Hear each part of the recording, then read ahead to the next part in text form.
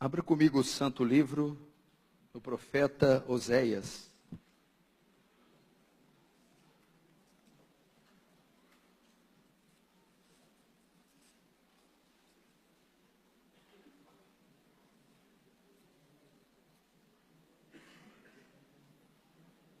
Oséias capítulo 4.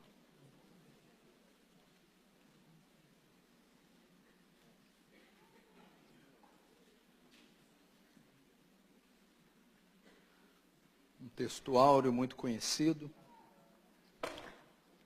Se você pegar o meio da Bíblia, você vai Salmos, Provérbios, Cantares, Eclesiásticos, Isaías, Jeremias, Lamentações, Ezequiel, Daniel, Oséias 4. Verso de número 6. O meu povo está sendo destruído porque lhe falta o conhecimento. Porque tu, sacerdote, rejeitaste o conhecimento, também eu te rejeitarei para que não seja sacerdote diante de mim. Visto que te esqueceste da lei do teu Deus, também eu me esquecerei de teus filhos.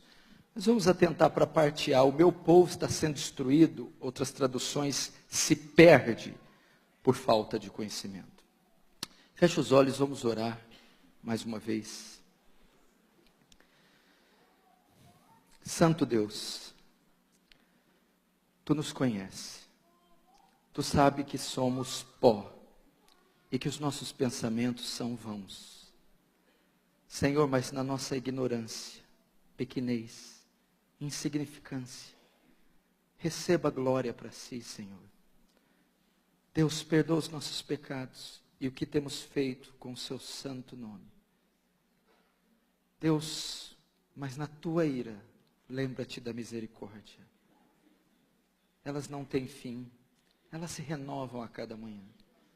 Lembra-te de Israel, o quanto pecaste, rejeitaste, e tu sempre foi benigno. Sê conosco também.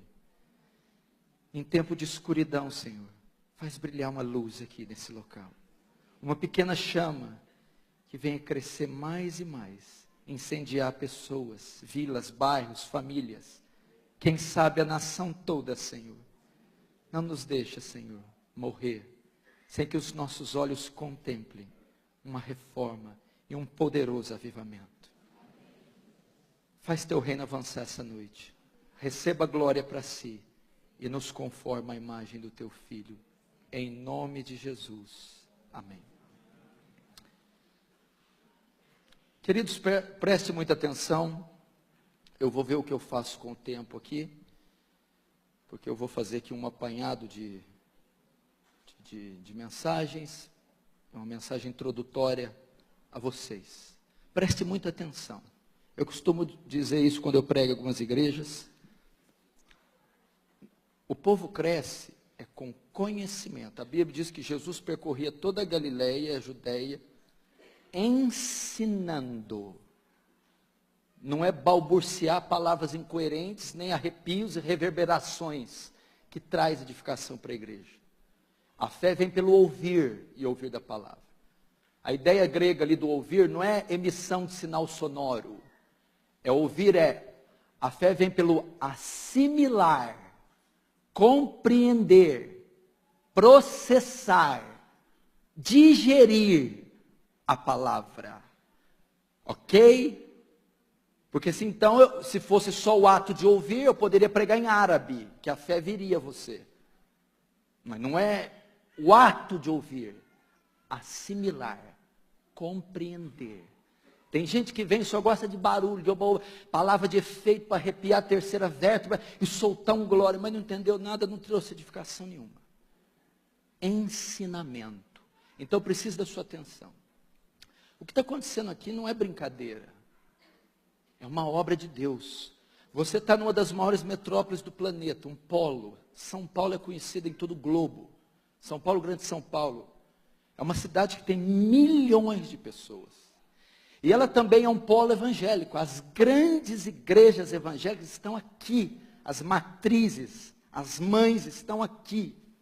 E não só isso, mas as grandes heresias estão aqui. Aqui é a capital dos falsos profetas e é a capital das heresias.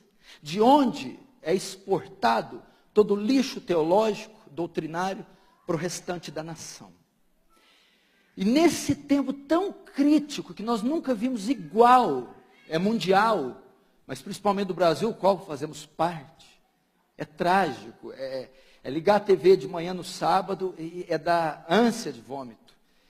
É ver esses vídeos que eles vão mandando para a gente no YouTube, e é coisas que você há 10 anos atrás, 15, não acreditava, não sonharia que você ia ver dentro de igreja ou com pastores evangélicos. Eu acredito piamente que isso é evidência cabal do fim.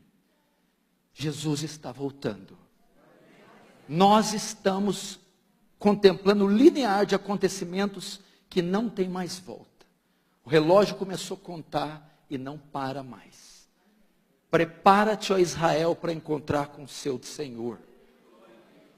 Mas sempre teve sinais, poxa, até na época de Paulo. Sim, mas à medida que o tempo aproxima, o fim, eles iriam se intensificar mais. É difícil imaginar como será nosso país, o mundo, daqui 50 anos. Eu não sei o que a gente vai ver na rua. Eu não sei. É crítico. Mas, todavia, entretanto, não obstante, Deus, na sua misericórdia, tem levantado os seus profetas. Tem deixado um testemunho. Tem deixado um ponto de luz. E aqui, no meio de São Paulo, em Pinheiros, aqui, nesta igreja, através desses homens, uma chama tem se acendido, uma luz tem brilhado. Um foco de esperança nessa grande capital. Ah, pastor, mas nós não somos muito frente aí. É verdade, Gideão com aqueles não eram muitos também. Deus não tem compromisso com números. Deus tem compromisso com a verdade. E eu quero que você entenda isso aqui como uma obra do céu. Nesses 500 anos de reforma protestante, novos reformadores estão vindo. A verdade novamente está sendo exposta. O evangelho está sendo pregado.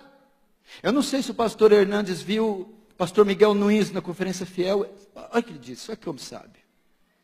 Eu creio que o YouTube está fazendo o que a imprensa fez para a reforma. Johannes Gutenberg. Como é que as ideias da reforma de Lutero, Calvino, Zwinglio espalharam por toda a Europa? A imprensa. Como que as pessoas estão conhecendo doutrina reformada? Teologia. Como que as pessoas estão conhecendo doutrina histórica? Como que as pessoas estão conhecendo Spurgeon, Wesley, Jonathan Edwards? Como é que elas estão conhecendo isso? Paul Washer, John MacArthur, YouTube, a internet, a democracia cristã.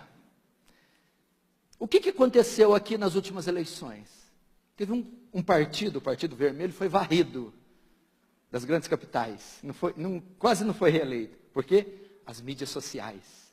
Porque tudo que se cria, que se entendia, vinha das TVs abertas. Então, você era manipulado. As mídias sociais começaram a expor a roubalheira. Não é isso? Então, abriu os olhos do povo. Isso nós levamos para o campo da igreja. Quem detinha o controle doutrinário, eclesiástico, eram as grandes igrejas nos canais abertos. Então a massa era discipulada, catequizada pelos falsos profetas. Veio o YouTube e começou a revelar a verdade. E as pessoas estão tendo acesso a material histórico, bíblico, doutrinário, reformado. Estão abrindo os olhos. E o que está acontecendo? Está havendo uma evasão dessas igrejas. O povo está acordando, abrindo os olhos.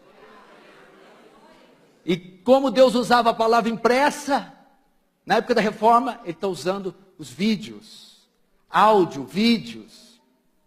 Isso é tremendo. Isso é maravilhoso. E eu quero que você entenda isso. Conexão com Deus aqui todas as segundas-feiras. Eu estarei pelo menos uma vez por mês aqui. Pastor Hernandes, Arival, Augusto Nicodemos, outros pregadores. Ensinando a palavra, ensinando Bíblia. Jesus diz, e conhecereis a verdade, e a verdade vos libertará. Jesus, a Escritura, a palavra de Deus é a verdade que liberta. Eu gostaria de contar com o seu apoio. Chame outras pessoas, divulgue, comunique. Pastor, mas muitos não vieram porque já sabiam que não cabia. Querido, quanto mais pessoas vierem, com mais tumulto você causar, mais seremos convencidos que teremos que ir para um lugar maior, alugar um salão maior, recursos para um lugar maior, 3 mil, 2 mil, 5 mil, sei lá. Se as grandes Babilônias, essas grandes heresias têm mega igrejas para ensinar o engano, por que a igreja de Cristo não vai ter uma igreja grande também? Mas para isso eu preciso da sua ajuda, da sua cooperação. Todos nós unidos, todos nós, assim como o Paulo retrata a igreja como um corpo, cheio de membros interligados, e o corpo não é feito de um membro só de joelhos, orelhas, pés, bocas, são membros distintos uns dos outros, e cada um tem a sua função importante, e eles se completam formando um corpo lindo, distinto, um corpo sólido, o corpo de Cristo. Então um ajuda pregando, o outro divulgando, o outro intercedendo, o outro apoiando, o outro patrocinando, o outro ligando, o outro telefonando, o outro trazendo, levando, dando carona. E assim nós nos unimos para pregar o Santo Evangelho e para tomar essas searas que estão aí maduras. Então eu quero contar com você. Toda segunda, pregadores, pastor Edivaldo estava me contando a mensagem que ele estava destrinchando, linda, sobre Epáfras. Palavra de Deus, coisa pura, bíblica. Não tem que escolher pregador. Você tem que saber que você tem que ter consciência que é uma igreja bíblica, fiel, que não quer arrancar o seu dinheiro, que apenas quer te ensinar sã doutrina e conduzir você para a eternidade. E num momento tão crítico, essa luz tem nascido. E um dos lugares, não é só aqui, evidentemente, tem sido aqui. Então você tem um encontro marcado segunda-feira. Venha, divulgue e vamos incendiar esse estado, essa cidade. Outra coisa que eu vou pedir a você, presta atenção. Eu tenho muito cuidado com isso. Nós estamos num culto.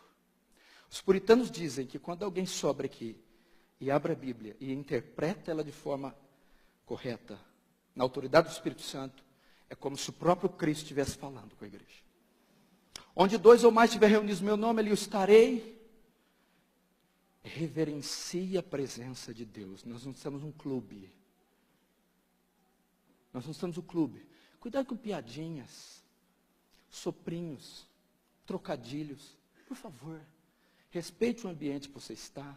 Você está numa igreja reformada, com a doutrina reformada, mas onde tem esse compromisso com a Escritura, e somente com a Escritura. E acima de nós, os homens falhos, pecadores, porque eu sou um miserável pecador. Se andar comigo uma semana, você prega para mim, para eu converter. Mas aquele que está aqui em espírito, 100% presente, que a onipresença de Deus não só faz ele estar em todo lugar ao mesmo tempo. Ele está em todo lugar ao mesmo tempo de forma completa. Não tem parte de Deus aqui e parte dele na China. Ele está 100% aqui e 100% na China. Não me pergunte por quê, porque eu não sei.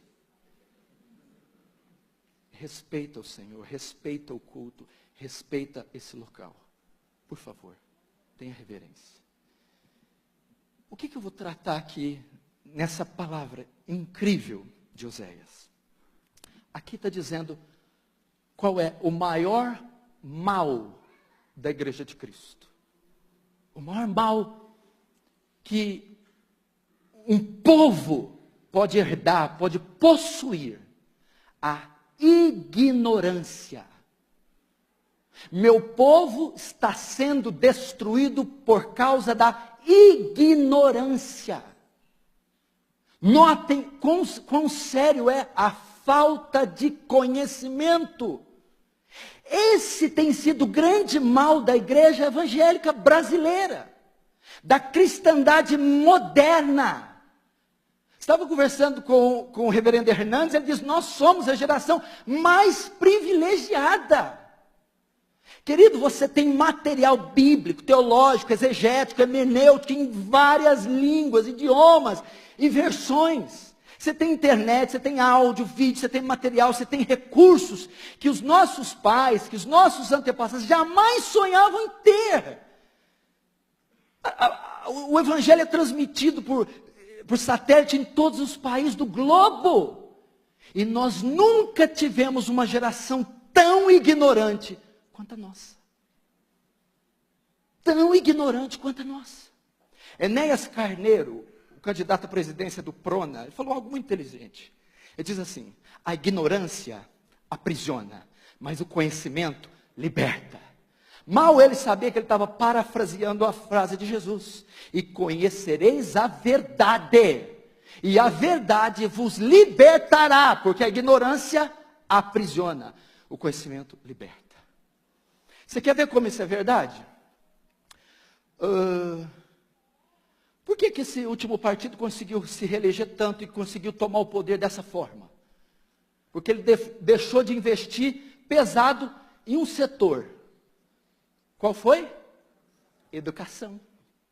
E qual que era o propósito? Fazer uma massa ignorante, para que esta não saiba se defender, seja facilmente manipulada. Então hoje a mãe, o pai ou os meninos de ensino fundamental estão bebendo uma ideologia marxista, ateísmo, libertinagem, nem sabem o que é, porque não possuem informação suficiente. Então é fácil de você fazê-los engolir qualquer coisa.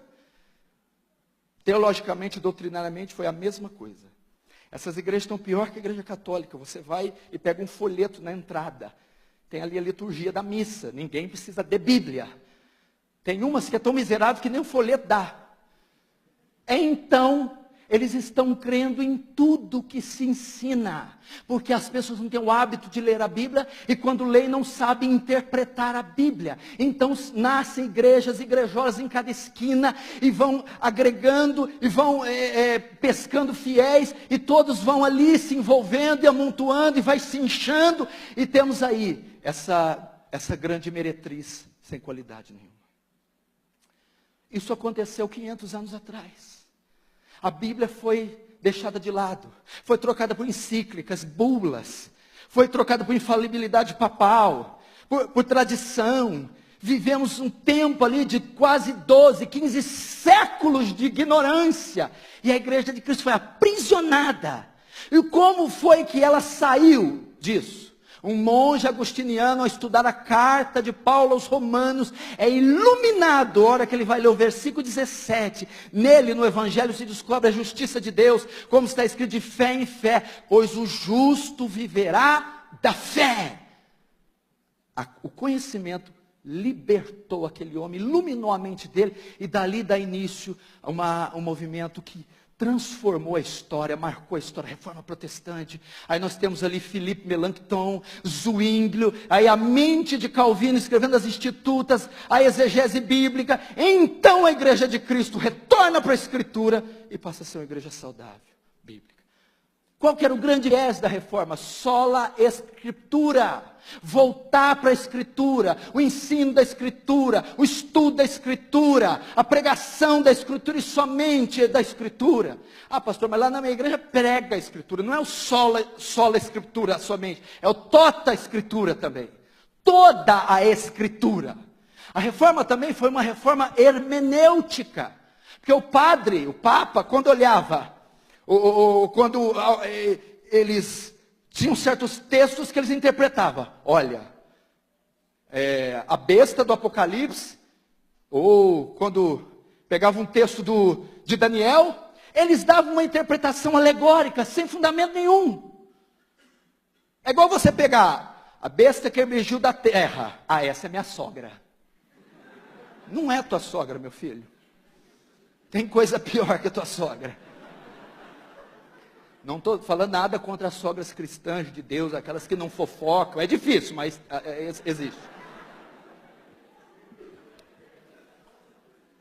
Agora eu vou elencar aqui pelo menos 6 áreas que precisam de reforma, que estão perecendo por falta de conhecimento.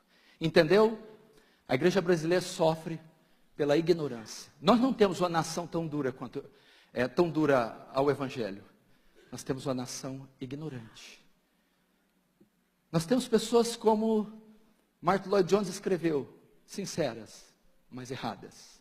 Tem zelo, como está em Romanos 10, mas sem entendimento. Tem paixão, mas sem conhecimento. Tem piedade, mas não tem ortodoxia. Isso está matando. A igreja precisa voltar desesperadamente ao estudo das Escrituras, à pregação expositiva. a exegese bíblica, a hermenêutica, para que ela então saia dessa lamaçal de ignorância. 6 pontos, 6 áreas pelo menos, que ela se perde por falta de conhecimento, que ela está sendo destruída por falta de conhecimento. 6 áreas que precisam de reforma. Primeiro, o culto. A ignorância quanto ao culto. O que está acontecendo com os cultos? O que você vê hoje é cultos antropocêntricos. O grego antropos, o homem. O culto gira em torno do homem. Hoje o que se tem é o culto à personalidade. Meu irmão, hoje o culto, o momento de culto do domingo é todo projetado para o homem. O louvor é feito para o homem, a liturgia para o homem. O pastor se descabela a semana inteira para preparar um sermão que agrade e satisfaça o homem. Elemento, circunstância, fatores que estão integrando os elementos de culto estranhos, forâneos, que não condiz com a verdade bíblica. Shows, dança, teatro, apresentações. O culto hoje, eu já fui em congregações enormes, que o culto gira em torno da oferta. É o culto a mamon. É o culto ao dinheiro. O momento mais esperado do culto é o da oferta. É um momento especial. A oferta cura, a oferta liberta, a oferta expia pecado, a oferta adora a Deus. Culto a mamon. Campanhas. Querido, você precisa aprender o que os puritanos ensinaram. O princípio regulador do culto. O que é isso? Que Deus deve ser adorado como Ele decretou. Deus deve ser adorado conforme está nas Escrituras. O culto deve ser teocêntrico. O culto deve convergir na pessoa de Deus. O culto é feito para a glória de Deus. O culto é feito para louvor de Deus. A palavra deve glorificar o Senhor dos exércitos. O louvor deve convergir na glória de Deus. A liturgia toda é para reverenciar um Deus santo. O culto é teocêntrico. Mas o culto não é só teocêntrico, o culto também é cristocêntrico. Levantai, ó portas, as vossas cabeças, levantai, ó entradas eternas, que entrará o Rei da Glória. Quem é esse Rei da Glória? O Senhor forte e poderoso, poderoso nas batalhas. Levantai, ó portas, as vossas cabeças, levantai, ó entradas eternas, que entrará o Rei da Glória. Quem é esse Rei da Glória? O Senhor dos exércitos. Ele é o Rei da Glória. A Santa Ceia. Eu já participei de culto com Santa Ceia, com mini pizza. Santa Ceia não é esse negócio aí não, com o nome. Santa Ceia os discípulos encheu a barriga. Santa Ceia tem que encher a pança. Você imagina? Querido, virou um palco, um picadeiro. Assim, ó. O culto hoje é um circo. O púlpito é o picadeiro. Pastores são palhaços e a plateia, espectadores, a ser entretidos. Culto vergonhoso, um culto que ofende a glória de Deus. Um culto que calca os pés, o sangue da nova aliança, que profana o espírito da graça. Um culto sensual, carnal. Pastor, em minha cidade, eles rifaram uma moto dentro da igreja. Rifaram a moto. E sabe quem ganhou a rifa? O pastor da igreja. E sabe o que ele fez? Ele ligou a moto e saiu andando com a moto dentro do culto. A gente ria, eu sei, é para não chorar. Você imagina o coração de um Deus 3 vezes santo. Eu fui pregar em Manaus, numa mega igreja lá, que eu estou doidinho para falar o nome, mas não vou falar, vou segurar. 50 mil membros, rifa de um Camaro e de uma BMW. Esse pastor foi para a Europa e foi numa cidade, num grande hotel. E uma xícara de café custava 500 euros. Ele ficou inibido de tomar. Aí diz ele, mas o Espírito Santo diz, você é filho do rei, eu sou dono do ouro da prata, você pode tomar esse café. 500 euros! Uma xícara de café. O culto está banalizado. O pós-modernismo, com a queda do muro de Berlim em 89, trouxe os seus filhos. Relativismo, pluralismo, humanismo. O que o humanismo ensina? O homem é o centro do universo. Tiraram Deus do trono.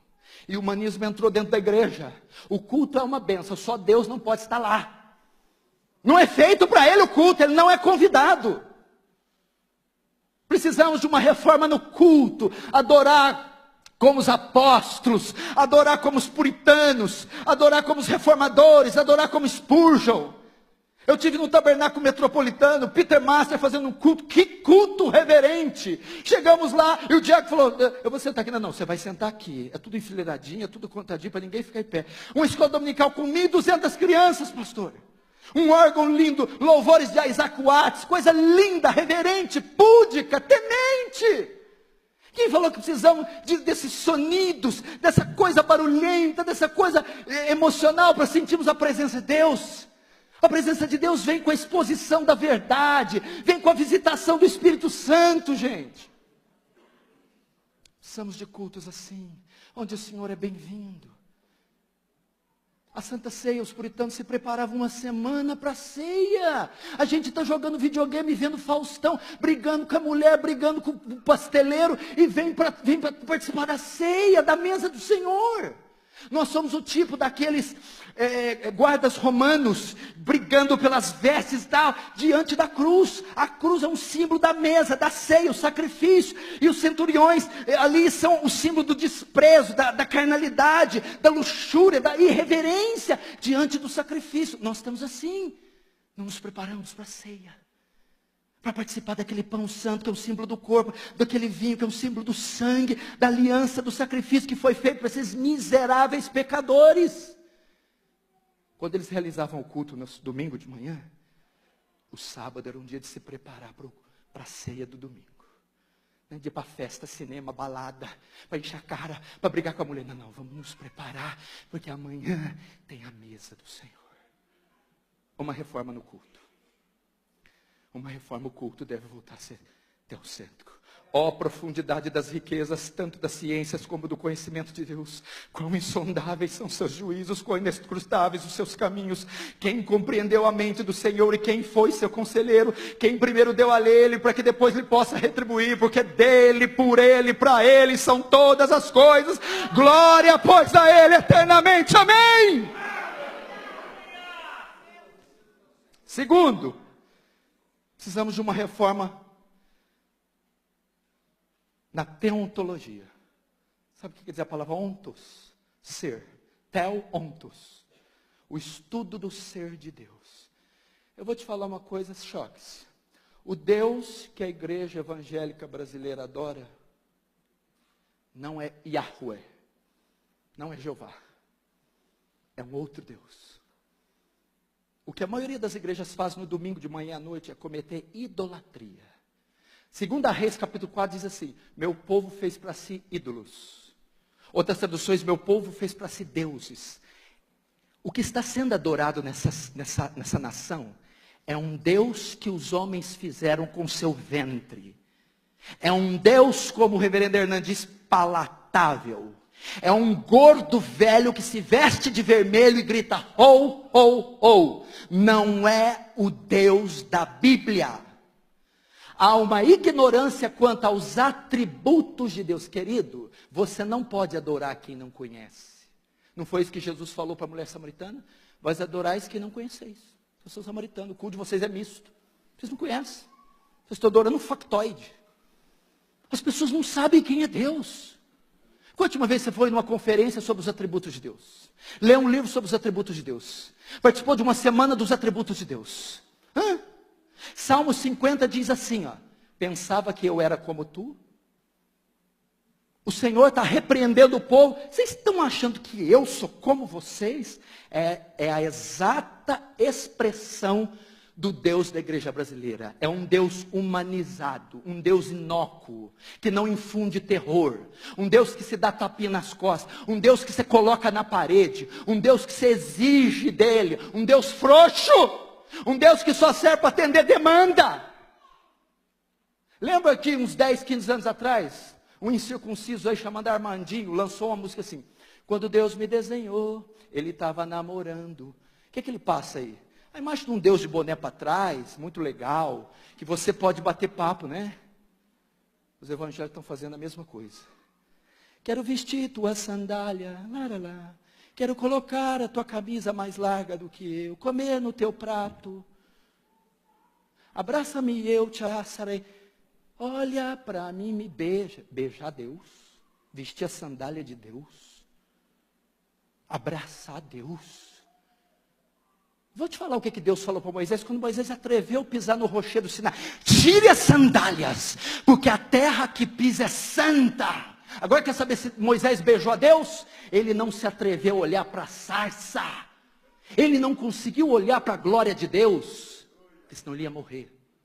Você está equivocado quanto a Deus. Precisamos estudar os atributos de Deus. O nome de Deus. Você sabe o que quer dizer esse mandamento? Não tomarás o nome de Deus em vão, porque o nome de Deus é santo. Significa, não é só usar uma palavra chula e envolver Deus, que também é pecado. Você vê o nome de Jesus, o nome de Deus escrito em botiquins, em barraquinhas, Jesus sendo comerciado, o nomezinho dele vendido como souvenir, a preço de banana, como se fosse um nome qualquer, Jesus, Deus, Cristo, é lindo, num boné, num pingente ali, numa pulseirinha de humano. Um nome santo desse, o nome está intrinsecamente ligado à pessoa. Não tomar o nome de Deus em vão, é não associar o nome santo de Deus às coisas imundas do nosso dia a dia, a esse secularismo mundano. O judeu ortodoxo leva isso tão a sério, que ele, quando quer falar o nome de Deus, ele não pronuncia eu sou, quer dizer Yahvé. É o nome que Deus deu para Moisés no Sinai. Eu sou o que sou, Yahvé. Por causa desse mandamento, não tomar o nome de Deus em vão, ele tem tanto medo de ofender a glória de Deus com sua boca suja, que quando ele quer fazer Deus, ele usa o termo Adonai. Ele não usa Yahvé. Agora nós contamos piada com o nome de Deus, damos risada com o nome de Deus. O nome de Deus, tomar o nome de Deus em vão, não é só verbalizá-lo inadequadamente. É quando você que é crente, e é um representante do céu, e representa e carrega o nome dele, está associado a algum escândalo, alguma carnalidade, você, por representar esse nome, está tomando o nome de Deus em vão. Precisamos voltar a estudar os atributos. A onisciência de Deus. Deus sabe tudo. Sabe quando... você sabe o código genético de uma ameba? Só o código genético de uma ameba, você preenche 1000 vezes na enciclopédia britânica, dá 4 bilhões de palavras. A onisciência de Deus. Sabe quanto é a distância do Sol, da Lua e da Terra? 83 mil quilômetros. Se fosse o dobro, as marés inundariam 3 vezes a Terra por dia e mataria toda a vida animal e vegetal. Quem calculou a distância exata? A onisciência de Deus. A onisciência de Deus. A rotação, que é o movimento que a Terra faz em volta do próprio eixo, a translação, o movimento que ela faz em torno do Sol, se fosse aumentado 1/10, nós morreríamos todos de frio.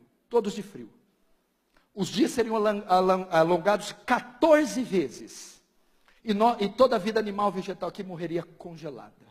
Quem calculou o movimento de translação e de rotação da Terra? A sua onisciência.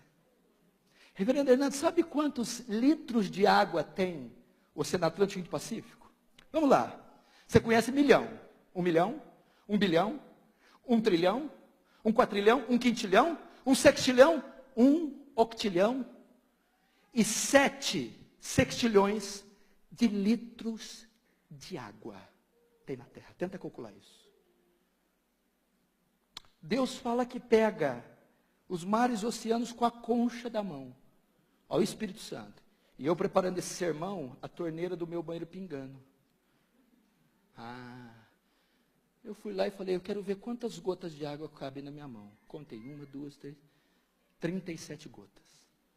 1 octilhão de litros de água, para Deus, numa imagem figurada, antropomórfica, é equivalente a 37 gotas de água. Quem é Deus senão o Senhor? É esse Deus que eu quero render glória, não é esse Deus da prosperidade.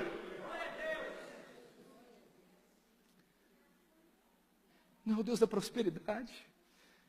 Deus onipotente, Deus onisciente, Deus onipresente. Eu não vou ter tempo para falar aqui, mas esse atributo eu não posso deixar de falar. A santidade de Deus, a ignorância quanto a Deus. Os puritanos diziam que a santidade de Deus não é um atributo de Deus, é o atributo de Deus.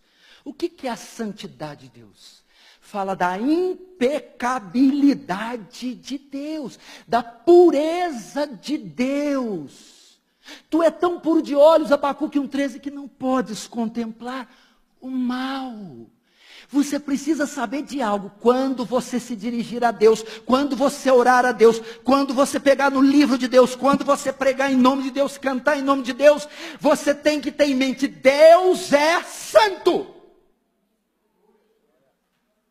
Os serafins. Lembra dos serafins? No ano que morreu o rei Uzias, eu vi o Senhor sentado no alto sublime trono. Ele viu os serafins. Ele tinha 6 asas, com 2 cobria o rosto, com 2 cobria o pé, com 2 voavam. Por que os serafins cobriam o rosto? Os serafins são as criaturas mais majestosas que Deus criou. Por quê? Dado a proximidade que eles estão do trono de Deus. São as criaturas que mais se aproximam da glória de Deus. Mas para que eles estejam lá, tão próximos do trono e não sejam fulminados, eles cobrem o rosto. Por que eles cobrem o rosto? Os teólogos são unânimes. R.C. Sproul, Paul Washer, Don Carson, os puritanos. Porque a radiação de santidade que emana daquele trono é tão grande que aqueles serafins não suportam olhar. E se eles olharem, eles são dizimados. Por que eles cobrem o pé? Porque aquele local onde o trono está estabelecido é tão santo que não pode sequer ser pisado. Esse é o Deus que você tem que temer. O Deus que você ora, crê, louva, adora, prega. Ele é santo. Mas notem, tem uma coisa mais magnífica aí. Não é tanta a postura dos serafins que chama a atenção, é o que eles falam. Sanctus, sanctus, sanctus. Santo, santo, santo. Na língua hebraica, não é como nós. Quando a gente quer dar ênfase numa palavra escrita, a gente põe maiúsculo, negrito, aspa, parênteses, você quer dar ênfase numa palavra escrita. No hebraico não é assim não. No hebraico, quando quer dar ênfase, repete. Você vai ver isso em Provérbios, você vai ver isso em Jesus, verdade, verdade vos digo. Quando Jesus fala em verdade, verdade, presta atenção, aquilo é importante. Você, quando vê os serafins dizer santo, santo, santo, é o único atributo que é elevado ao 3º grau de repetição. Você não encontra na Bíblia: Deus é amor, amor, amor. Deus é justiça, justiça, justiça. Deus é bom, bom, bom. Mas a santidade você encontra: Deus é santo, santo, santo. Intensamente santo. Totalmente santo. É um ser todo santo. Nadab e Abiú foram queimar fogo estranho. Deus os matou. Por quê? Santidade. Uzá foi tocar na arca, Deus o matou. Por quê? Porque ele é santo. O objeto do seu amor, Jesus, se tornou o objeto da sua ira. E Deus matou o objeto do seu amor. Quem? Jesus. Por quê? Por levar o pecado do homem. A sua santidade não pode permitir. E ele descarrega a sua ira sobre o filho. E você vem orar a Deus de qualquer jeito. Vem para um culto de qualquer jeito. Sobe aqui e prega de qualquer jeito. Toca nesse livro de qualquer jeito. Deus é santo. Ignorância quanto aos atributos de Deus. Pensava que eu era como tu. 1 Coríntios 15, Paulo diz assim: recuperem o bom senso e parem de pecar, porque alguns de vós não têm conhecimento de Deus. Por que é um pecar desenfreado dentro da igreja? Porque não há temor. E por que não há temor? Porque eles não conhecem a Deus. Terceiro, eu vou me alongar aqui porque eu não dou muito conta com o negócio de tempo não, mas vamos lá. Eu vou devagarzinho aqui, nós chega lá. Relógio para em nome de Jesus.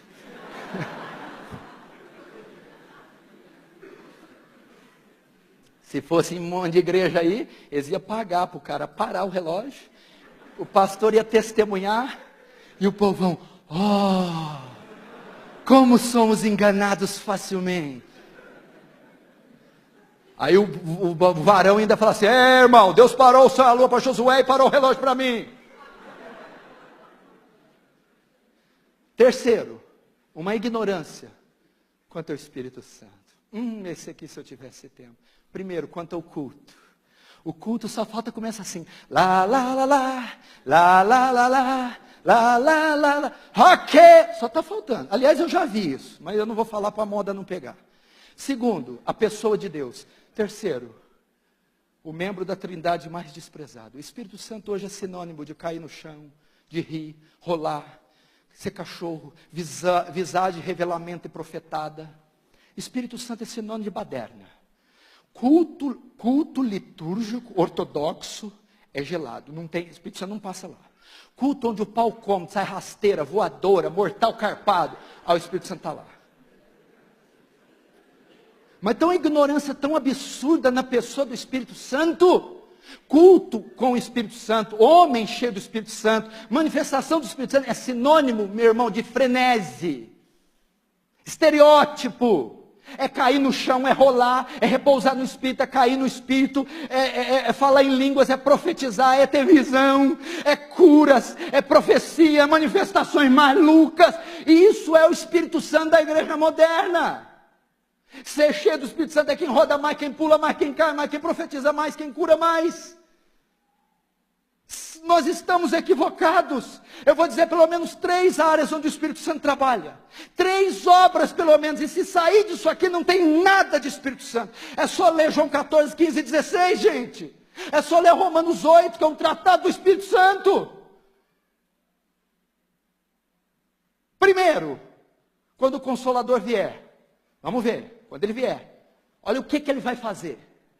Convencerá o homem do pecado, da justiça e do juízo. Primeira obra do Espírito, convencer do pecado, regenerar, conduzir pecadores a Cristo, convencê-los da sua iniquidade. Se você conhece um pastor que se diz cheio do Espírito Santo, se você conhece uma banda do louvor que se diz cheio do Espírito Santo, uma igreja que diz cheio do Espírito Santo, mas ela não fala sobre o pecado, não prega sobre o pecado, não ensina sobre o pecado, ela não tem nada do Espírito Santo. Primeira grande obra é convencer do pecado, regenerar, transformar. Segundo, quando ele vier, ele vos fará lembrar, vos ensinará tudo quanto tenho dito. Opa, o Espírito Santo aponta para a Escritura. E tem culto, pastores, que é tão cheio do Espírito Santo que não tem palavra. Quer dizer, o autor das Escrituras, ele impede o povo dele de ter acesso às Escrituras. O Espírito Santo aponta para a Escritura. Olha só, uma igreja cheia do Espírito Santo. Atos 2, estavam todos reunidos no mesmo lugar, quando veio do céu um vento veemente impetuoso, todos foram cheios do Espírito Santo, falando em outras línguas, conforme o Espírito Santo dá-se que falasse. E perseveravam na oração, no partir do pão, na comunhão e na doutrina dos apóstolos. O Espírito Santo empurra a igreja para a Bíblia. O Espírito Santo traz fome da Escritura, fome de estudo bíblico, fome de leitura. Eu lembro de uma moça que estava em nossa igreja. Essa irmã conversão maravilhosa, estava no primeiro amor. Ela participou de um culto que eu preguei sobre a palavra de Deus. No outro dia ela leu 40 capítulos da Bíblia. Isso é a obra do Espírito Santo. Isso é a obra do Espírito Santo. Terceira obra do Espírito Santo. Quando ele vier, me glorificará. O Espírito Santo não aponta para ele mesmo.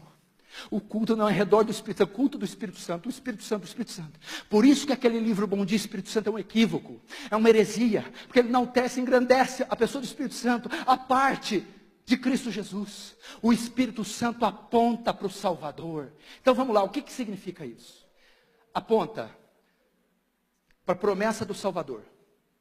Aponta para a encarnação do Salvador. Aponta para a vida do Salvador. Aponta para a mensagem do Salvador. Aponta para a morte do Salvador. Aponta para o sepultamento do Salvador. Aponta para a ressurreição do Salvador. Aponta para a glorificação do Salvador. E aponta para a volta do Salvador. O Espírito Santo glorifica o Filho. Logo, um homem, um pregador, Por isso que Spurgeon era maravilhoso. Toda a mensagem de Spurgeon convergia na pessoa bendita de Cristo.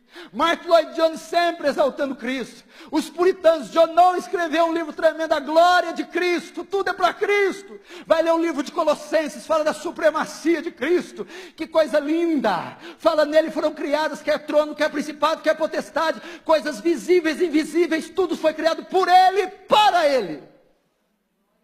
Cristo, irmão, Cristo, o poderoso exaltado. Quarto, para nós caminharmos por fim. Primeiro, ignorância quanto ao culto. Segundo, ignorância quanto aos atributos de Deus. Terceiro, ignorância quanto ao Espírito Santo. Quarto, ignorância quanto ao louvor. Tem sabor de mel. Eu estou lançando a minha versão, tem sabor de fel. Logo, logo ela vai sair. Vocês aguarda. Se tem uma área que está sendo corrompida, essa não, ninguém pega. É o louvor e adoração. Eu imagino que eles ficam nos seus quartos, nos seus gabinetes, nos seus estúdios, nos seus quartos de hotéis. Eu imagino o que eles ficam pensando. Eu acho que eles leem ali Tolkien, eles leem Alice no País das Maravilhas, Monteiro Lobato. Eles vão tentando. Eu acho que eles vão da Cuca até a Bruxa do 71. Para ver o que eles fazem. Não tem cabimento, gente. Não tem cabimento o que estão fazendo.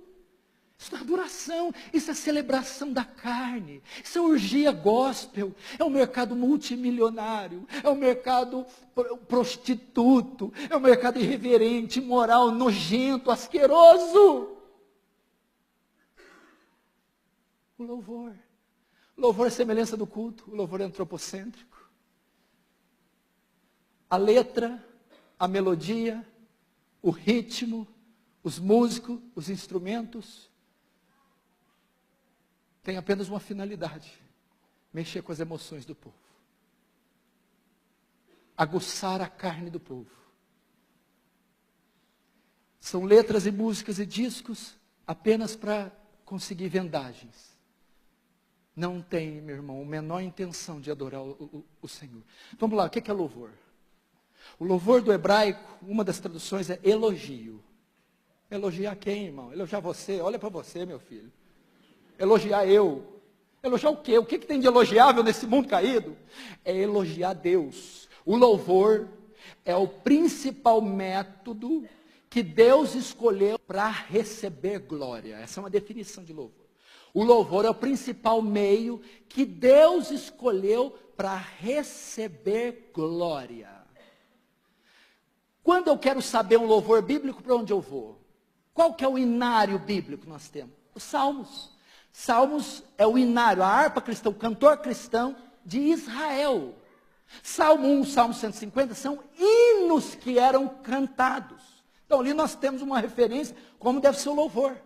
Agora qual é o teor, o conteúdo dos Salmos? 70% dos Salmos está escrito quem Deus é e o que o Deus faz. Quem Deus é e o que Deus faz. Grande é o Senhor, mundico ser louvado. Grandes são suas obras. É só isso. Logo, o louvor é teocêntrico. O louvor fala dos atributos de Deus. Você quer aprender os atributos de Deus? Vai para os Salmos, para o livro de Jó. E das obras de Deus. Então, o que nós temos que cantar? Quem Deus é. A música que cantou aqui. Grandes são as suas obras, Senhor Todo-Poderoso, justo e verdadeiro são os teus caminhos, ó Rei das nações. Quem não te adorará? Pois só tu és santo. Ninguém, quando conhece os atributos, pode deixar de adorar. Quem não te adorará? Pois só tu és santo. Quando eu conheço quem Deus é, como eu não vou adorar? Agora, as suas obras. Vamos ver se eu lembro da segunda parte. Todas as nações virão e adorarão diante de ti. Mas quando que as nações virão e adorarão? Pois os seus atos de justiça se fizeram manifestos. Quando os atos de justiça, as obras, são manifestas, não precisa de zabumba, de bumbo, não precisa de Ivete Sangalo gospel. Quando as obras são cantadas, o povo adora. Quando os atributos são cantados, o povo adora. Terceiro ainda, o louvor é cristocêntrico. Nós cantamos uma música tão linda domingo em nossa igreja, pastores. Era do Isaac Watts. Ao contemplar a gloriosa cruz.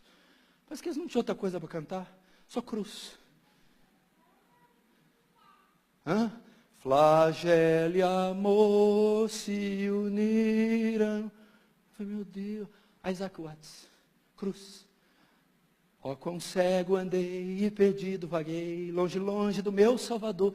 Mas do céu ele desceu e o seu sangue verteu para salvar um tão pobre pecador. Já li mais, cantei mais teologia que todo louvor gospel contemporâneo junto. Querido, cante a cruz. Cante os atributos de Deus. Terceiro, Salmo 119, verso 154. Seja os teus decretos, seja a tua lei, seja a tua palavra, o tema dos meus cânticos. Cante a Escritura. Cante o Evangelho. Nós na nossa igreja, sabe qual a música nós tiramos lá? Romanos 5:1. Justificados, pois, pela fé, nós temos paz para com Deus, por meio de nosso Senhor Jesus Cristo, porque também nós temos entrada pela fé, a essa graça a qual estamos firmes. Eu ensino doutrina para a igreja, eu ensino Bíblia para a igreja, justificação pela fé para a igreja, cantando. Paulo, em Colossenses, estava sendo atacado pelo gnosticismo. Gnosticismo está atacando a igreja de Colosso. Paulo chegou para os presbíteros assim, canta doutrina. Canta doutrina. Colossenses 3,16. A palavra de Deus habite ricamente em vós. Entoando, cantando entre vós, salmos, hinos e cânticos de louvor. Ou seja, cante doutrina. Cante expiação, cante justificação, cante adoção, cante evangelho, cante santificação. O louvor tem essa função. Você lembra da época da ditadura? Caminhando e cantando, seguindo a canção, somos todos iguais, braços dados ou não. Como é que é? Geraldo Vandré, ditadura militar. Essa música, essa música estava combatendo a ditadura militar. Ela foi responsável, uma das grandes responsáveis para a ditadura militar cair. Por quê? Porque a música forma opinião, a música ensina ideia, ideologia. Quando você vai para o Woodstock de 70, sexo, droga e rock and roll, ele influenciou uma geração inteira, o contraceptivo, a camisinha e o sexo entre solteiros. Através da música, uma geração inteira foi influenciada. Logo, o louvor tem a função de influenciar, de ensinar, de formar opinião. O louvor atual não só deixa de ensinar doutrina, como ensina o contrário, heresia. Lutero, se você perguntasse para ele, ele dizia que as 95 teses não foi o que mais propagou a reforma, foi os seus 40 hinos, Castelo Forte, das profundezas, que foram espalhados por toda a Europa. O metodismo wesleyano foi todo propagado como? Os hinos de Charles Wesley. A música ensina, a música doutrina, a música memoriza, a música catequiza, a música evangeliza. Essa é a função da música. Quinto, estamos terminando. Ignorância quanto à família. Levanta a mão e quem está terceirizando o casamento aí? O que está acontecendo com a família? Mulheres estão ocupando o papel dos homens? Homens o das mulheres? As crianças estão ocupando papel nenhum, que não sabem nem o que estão fazendo no mundo?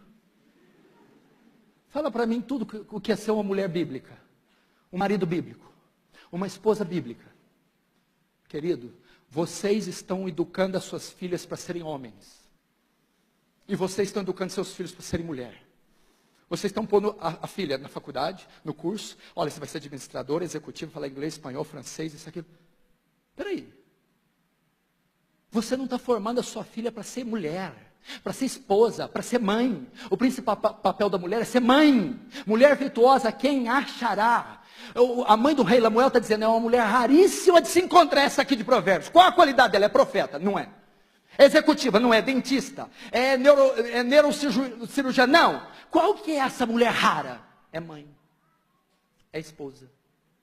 Provérbios 31 é a descrição da mulher ideal, perfeita, virtuosa e que é rara de achar. E qual é os atributos dela? Mãe e esposa.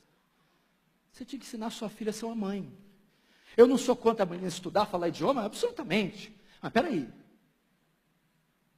Uma cirurgiã não vai fazer minha comida. Uma cirurgiã não vai cuidar dos meus filhos. Uma cirurgiã não vai cuidar da minha casa. É a minha esposa que vai fazer isso. Você viu quando acontece, os pais estão terceirizando a educação. Quem forma os filhos é a avó, é a babá, é a escola de inglês, de natação. O menino é todo deformado, é toda uma coxa de retalhos. Ele tem ideias do professor de natação, do professor de filosofia, do professor de karatê, de balé, da escola. Ele tem 15 anos, pelo menos, de ensino secular. E onde está o papel da mãe e do pai na formação desse menino? E o pai? E os pais, nacas? Cadê os pais? Tem algum homem aí? Diz amém. Tem certeza? Dá uma cheirada aí, vê se é macho mesmo. Querido, está em extinção essa raça, hein? Preserva aí, minha filha, porque está faltando. Qual que é a função do homem? O homem, provedor, protetor, sacerdote e profeta. Do suor do rosto do homem comerá, e não da mulher. O sacerdote é aquele que representa o povo diante de Deus. É a função do homem colocar sua família diante de Deus em oração. O profeta é o que vai diante de Deus, recebe a palavra e comunica com o povo. É o homem que se debruça nesse livro para comunicar as verdades à família. Provedor é aquele responsável por dar a eles alimento, educação, escola, tratamento médico. É o homem que tem condição de dar uma vida digna e decente. Não falando de luxo, mas uma vida digna e decente. É o homem. Quarto, protetor. É aquele que se coloca entre o perigo que assola a sua família e a sua família. Ele fica no meio. Quer espiritual, quer físico. É o que se coloca entre a família e o perigo que assonda. Quer espiritual, quer físico. É o homem que pega no chifre do capeta para a família. Ah, vou usar essa palavra. É o homem que briga com as forças espirituais. É o homem que defende a família. Agora, o negócio, o pau está comendo lá fora. Vai lá, meu bem. E ela pega a vassoura e vai. E sabe o que é o pior para sua vergonha? Ela resolve. E tá você lá com a barriga para cima, ouvindo o cara, ô louco, mano! Faustão.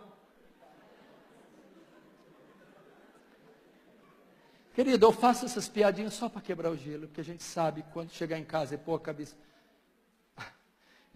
no travesseiro. Eu não quero ser Davi. Eu tenho estudado muito Davi, é um dos homens que eu mais tenho admirado, porque é o que mais identifica com a gente. Quando a gente olha o apóstolo Paulo, a gente só falta dar uma capa para ele voar. Quando olha para Moisés, pensa que nem era da terra. Quando olha para Davi, é igualzinho nós, chorão, deprimido, pecador, lambão, igualzinho a nós.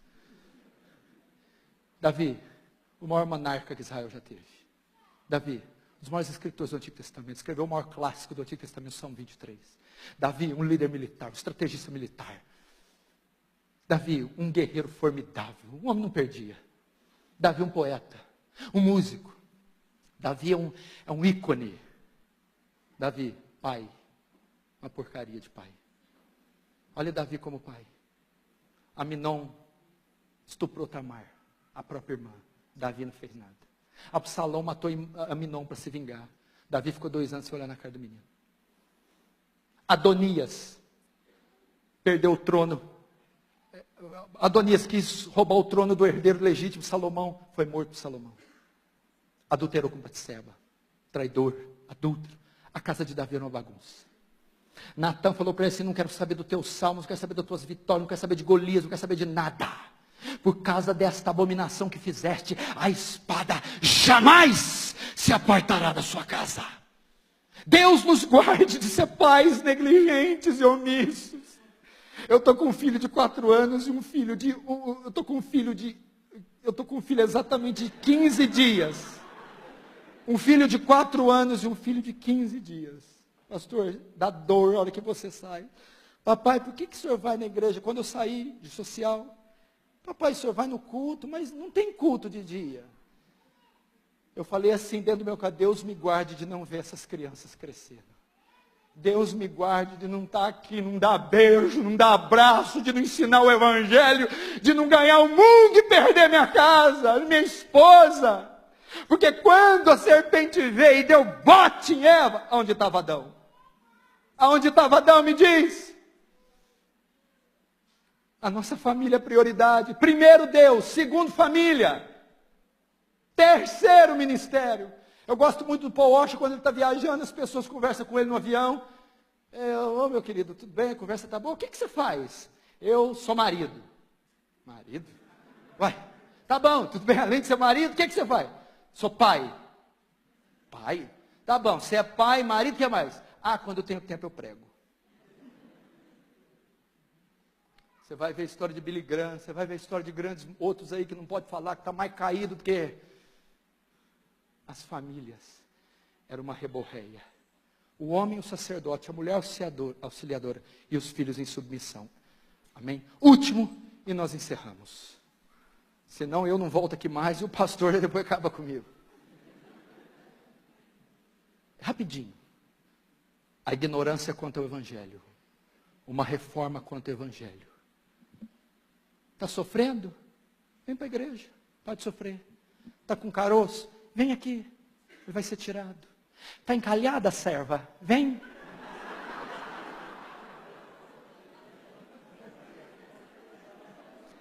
É pobre, vem que fica rico. É empregado, vem que vem patrão.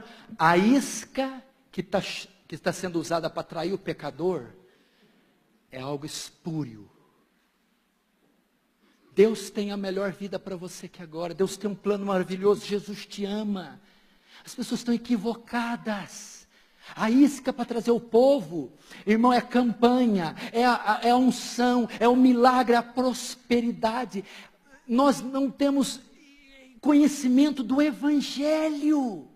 Ignorância quanto ao evangelho. O evangelho não é a melhor vida aqui na terra, não é cura, não é riqueza. O evangelho, querido, resume-se nisso: um Deus santo e justo salva pecadores injustos mediante a morte substitutiva do seu filho. O seu filho naquela cruz leva o nosso pecado, com o nosso pecado a culpa, e ele paga pela culpa, sendo despejada nele a ira de Deus. Quando a ira de Deus é despejada, Deus satisfaz a sua justiça, e agora ele pode ser justo e justificador daquele que crê. Jesus, no terceiro dia, ressuscita dos mortos, demonstrando assim que Deus aceitou o seu sacrifício, e agora, mediante o sacrifício, ele ordena que todos os homens, em todos os lugares, se arrependam e creiam no evangelho. Isso é o evangelho.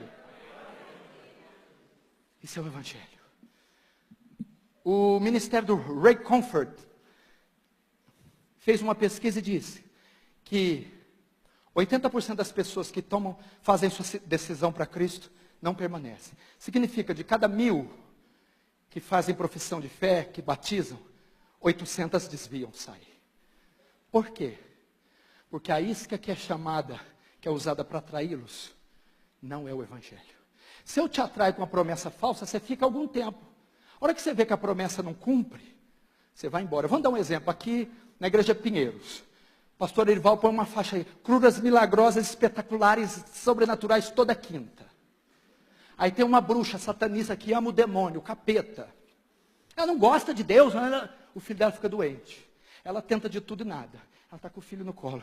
Aí ela passa e vê lá, milagres, quinta, tal. Eu vou lá. O que atraiu ela não foi a glória de Deus, não foi o evangelho, não foi o amor por Deus. Ela só foi para lá porque ela quer ver o filho curado. E ela ficará lá, orará, fará toda a liturgia, todo o metodismo do culto, até que a filha seja curada. É isso que tem acontecido nas igrejas. Elas fazem promessas que atraem carnais, interesseiros. Eles estão lá até que aquilo se cumpra. Mas eles não foram lá convencidos da necessidade de um Salvador. Logo, a isca para trazer essas pessoas é o Santíssimo Evangelho. Então haverá conversões verdadeiras, regeneração, adoção, santificação. E teremos uma igreja gloriosa quando o Evangelho voltar a ser proclamado. A Deus seja a glória, a Deus seja o louvor. Vamos ficar de pé e vamos encerrar aí. Vamos orar, depois o pastor vai encerrar.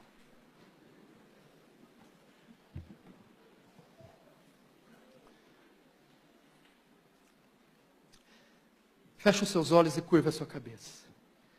Você vai dizer: Deus, tem misericórdia de nós ignorantes, da ignorância da igreja, da ignorância dos pastores, da negligência, do descaso. Fala: Deus, esses anos todos eu criei em mentiras, em falsidade, mas eu estou disposto a voltar para a rocha da onde eu fui cortado. Eu estou disposto a voltar a caminhar na vereda da verdade.